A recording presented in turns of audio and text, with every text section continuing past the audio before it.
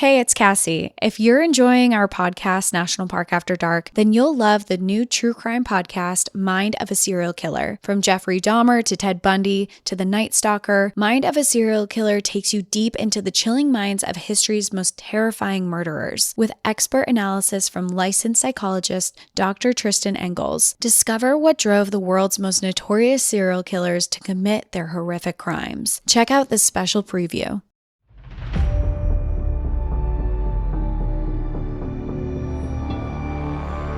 This is Crime House. Everyone knows the saying, "What doesn't kill us makes us stronger." But for people who suffer from painful trauma, it takes a lot of work to get to that point. Trauma, especially when it's experienced at a young age, plays a major role in shaping who we are, what we do, and why we do it. Some people are able to overcome that trauma and use their painful experiences to become a better, stronger person. But for others, it can have the opposite effect. No matter what we do to try to escape it, our personal traumas stay with us forever, for better or for worse.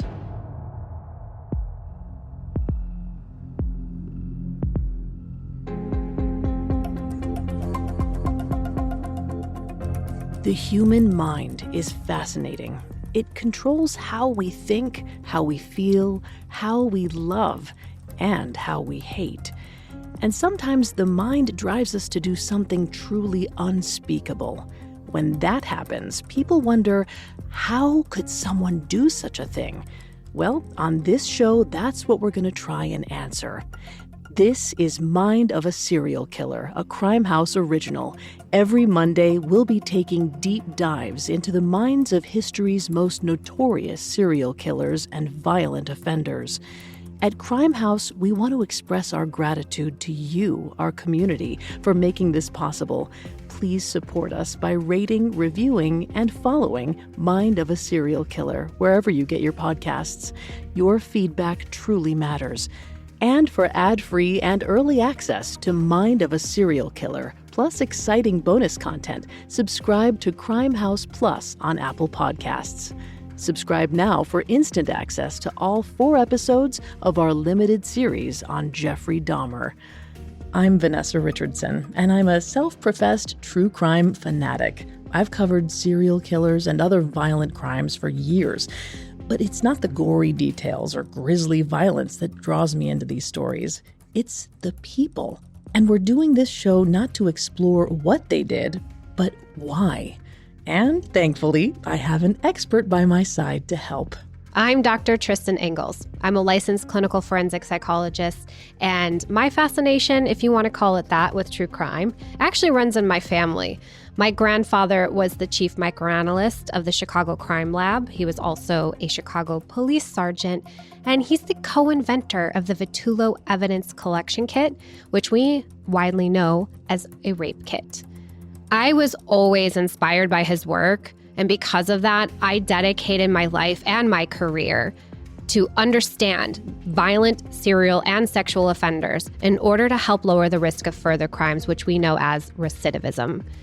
And as Vanessa takes you through our subject stories, I'll be here helping her deep dive into these killers' minds as we try to understand how someone could do such horrible things. So today we're going to start with the first of 4 episodes on Jeffrey Dahmer, perhaps the world's most famous serial killer, who was responsible for murdering at least 17 people in Wisconsin and Ohio from 1978 to 1991.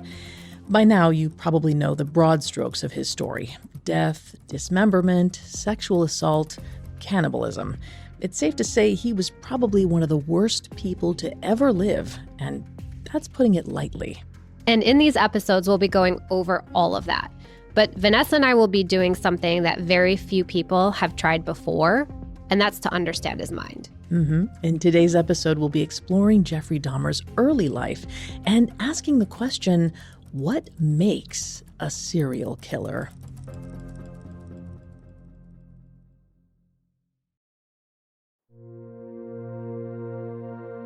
Like so many of us, Jeffrey Dahmer's story really began with his parents. And before we get to know him, we have to understand who they were, their hopes, their dreams, how they saw the world, and how that affected their son.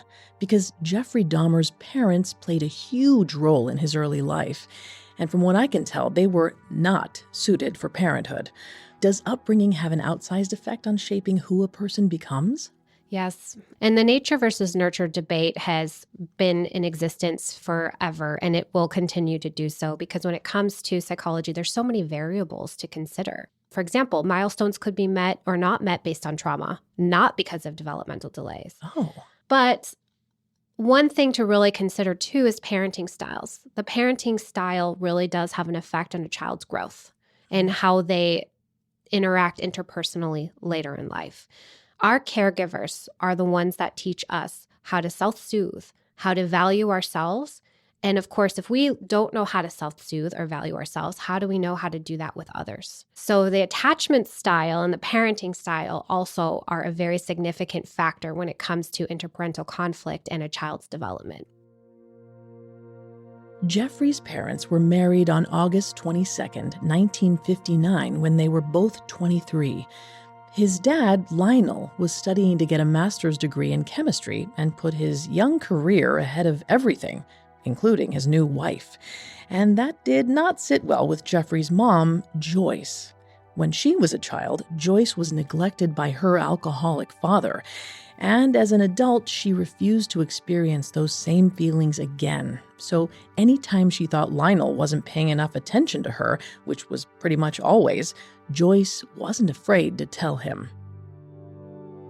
As you might imagine, this combination didn't exactly lend itself to marital bliss. Lionel and Joyce were at each other's throats pretty much from the moment they were married. But that didn't keep them from starting a family. Within just a few days of being married, Joyce was pregnant. And 9 months later, on May 21st, 1960, Jeffrey Dahmer was born.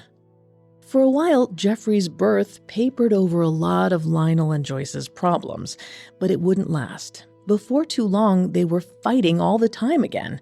Lionel threw himself into his studies, and Joyce's emotional outbursts got even more intense. When Jeffrey was 2, they had to pick up their lives and move from Milwaukee to Ames, Iowa, so Lionel could pursue a PhD in chemistry at Iowa State University. This was their second move since Jeffrey was born. Joyce had trouble adjusting to all the change, which led to even more tension at home. But little Jeffrey seemed to handle it all right. As a baby and toddler, he seemed, for lack of a better word, normal. He hit all his milestones and was, by all accounts, a happy little kid. But inside, was there something going on below the surface? Was his parents' troubled relationship affecting him more than it seemed? It definitely was, but I do want to hit back on the milestones comment and discuss what it is. When we're looking at milestones, we're looking at if a child is crawling on time, walking on time, talking on time, able to sit upright, and engaging with their peers. If they do not meet those milestones, 1 or 2, not necessarily all, we look into whether or not there is a developmental disorder there, an organic one in nature, such as cerebral palsy or autism spectrum disorder. However, autism is a spectrum, and some aspects of autism show up later in life. So I just want to make that clear. But we're also looking if there was any prenatal injury. So we know that Joyce has a family history of alcoholism. She also struggled with her own substance abuse. Do we know if she used while she was pregnant with Jeffrey? That's what milestones help us with. That's so fascinating. All of those things go into play. So he was hitting all his milestones, but he was in that environment that was so toxic. Right. And that says a lot more about trauma and the effects of interparental conflict on a child. A lot of research has been done about interparental conflict over the years, a lot. Unfortunately, there's not a whole lot of longitudinal studies on this, but what we do know and what we have seen is that children who have prolonged exposure to interparental conflict in the home are at a greater risk of developing anger issues, depression, anxiety, and stress. That absolutely makes sense.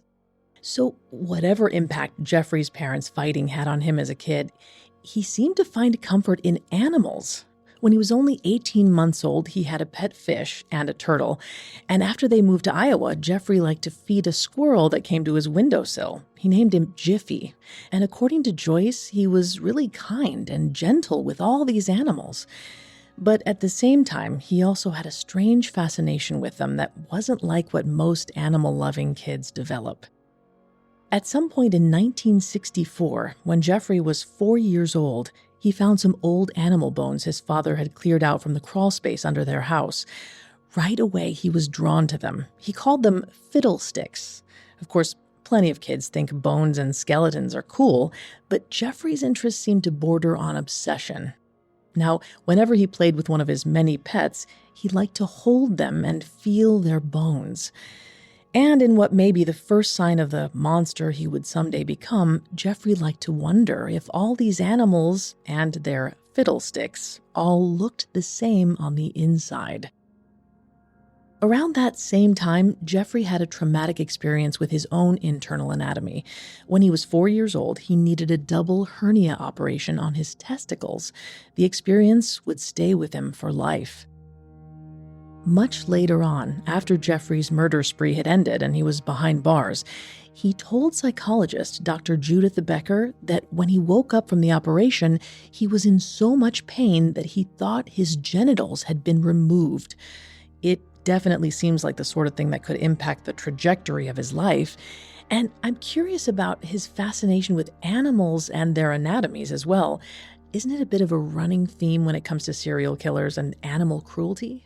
It's definitely a pattern that we've seen with serial killers, but I also don't want to further support the myth that all children who have abused an animal become a serial killer, because it's actually quite normal in some cases where 3 to 44% of children have abused an animal at some point. It's mostly because they're limit testing. They don't know their boundaries. And usually once they learn the extent of the harm that it can cause, they correct that behavior. Yeah, that's fascinating. So the psychological impact of his surgery, how does that play into Jeffrey's psychology? That hernia operation when he was so young, is that powerful enough to mentally harm someone like Jeffrey Dahmer so much that it could explain how he could become such a monster?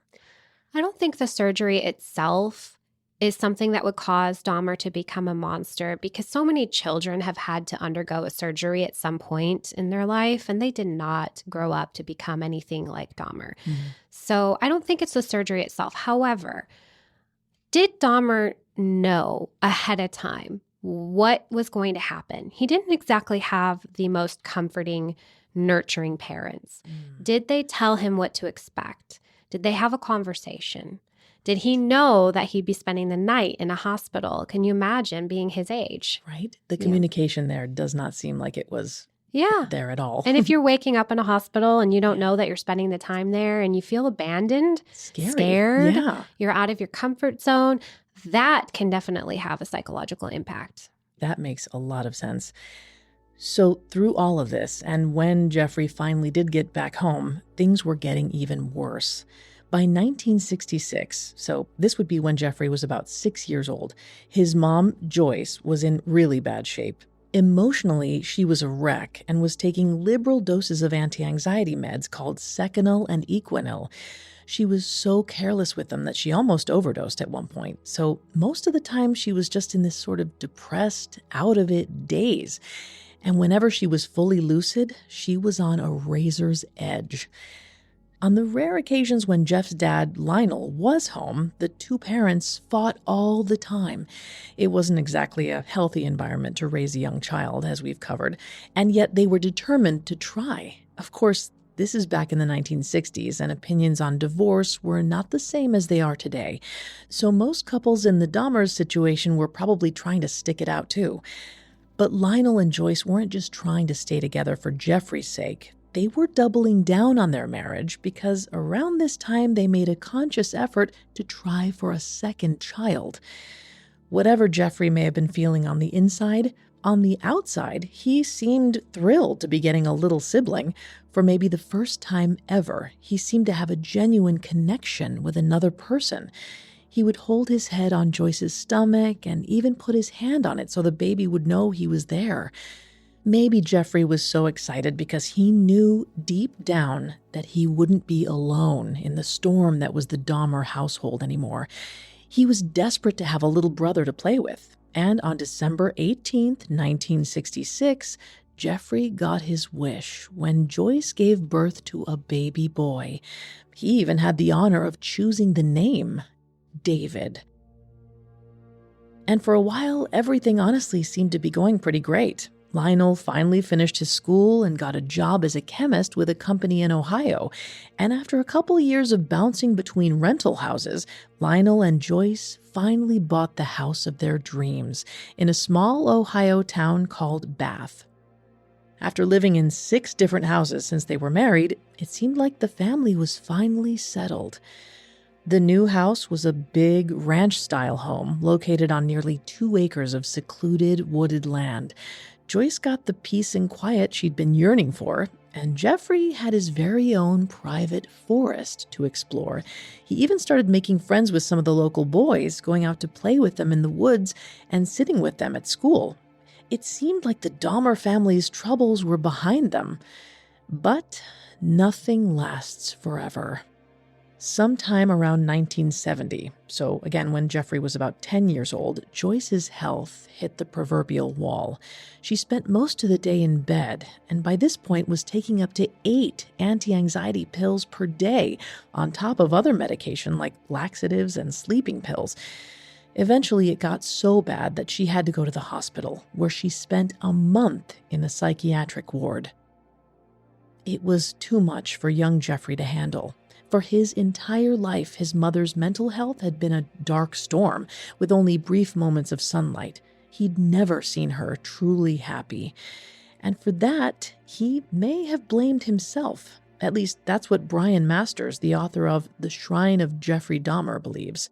I think also with interparental conflict, a lot of times the conflict is regarding how to parent the child.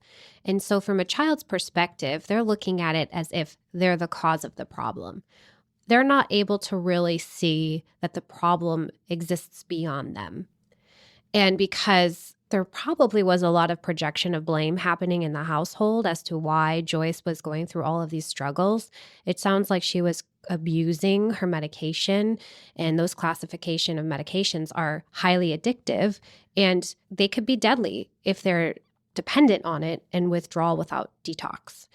So there's a lot going on there that I think as a child seeing. Yeah, I mean, what kind of effect does that have on a child to see your mom, who has struggled your entire life, to go to the hospital and you think it's because of you? Right. It's hard not to see that as a child, unless you have parents who are nurturing, who are authoritative. When they sit you down, they're warm. They tell you, hey, we're arguing about this, but you are not to blame. That doesn't happen in the Dahmer household. Not at all. There's no communication there at all. And what kind of long-term psychological effects do you think that has on a child who believes that they are the ones responsible for their parents' difficulties, especially in this case, Jeffrey Dahmer's parents being so volatile? I think in Jeffrey Dahmer's case specifically, there's a lot of insecure attachment happening, a lot of broken attachments with his mother being in and out of psychiatric facilities or hospitals. I think that alone can create a fear of rejection, a fear of abandonment that when Jeffrey becomes an adult will probably be the forefront of all of his interpersonal connections, this fear of rejection and abandonment. So expand on that a little bit. What would that mean for Jeffrey as an adult?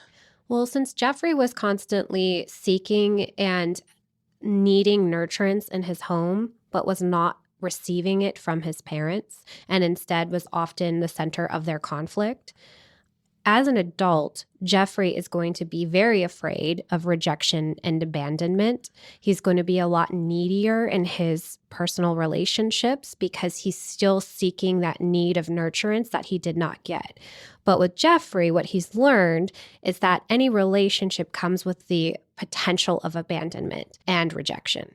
And I think that plays out not only in his home growing up, but also with his peers.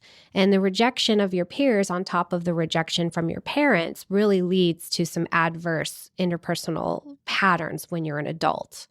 Absolutely. That's all he's seen. So Obviously, even though Joyce's struggles definitely weren't Jeffrey's fault, he may have clearly believed they were, but at least immediately he didn't lash out or lose control. Instead, he retreated into himself, cutting himself off from the world. He felt like the less he interacted with the world, the fewer problems he'd cause, which speaks to exactly what you just said, Dr. Engels. So Jeffrey became completely detached, refusing to truly engage with anyone or anything around him. He was unmoored from society, with nobody to bring him back into it. And from that point on, any light or life Jeffrey Dahmer showed was completely and utterly extinguished.